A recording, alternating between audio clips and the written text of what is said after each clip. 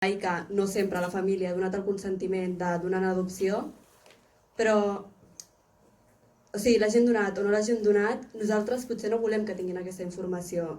I el que et trobaves és que et venien les famílies amb els informes d'adopció dels nens i aleshores et deien, jo vull trobar aquest nen, no? I aleshores busquen mal. I a vegades saps qui és i a vegades no tens ni idea de qui és. Però el fet que el tinguin, la família la biològica tingui aquest document no té cap tipus de sentit, perquè tens dret a una privacitat, no? I aleshores moltes vegades també es troben amb que, clar, apareixen el teu nom, els teus cognoms, no?, actuals, i aleshores la família et pot contactar per xarxes.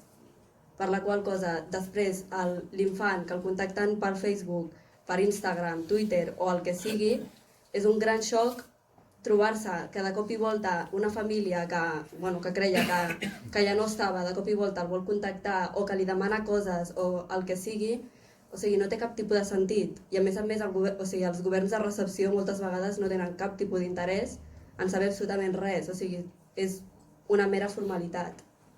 I aleshores, tenint en compte que és una mera formalitat, quin sentit té que aquesta gent tingui dades nostres que, a veure, és que no té cap sentit. I si agafes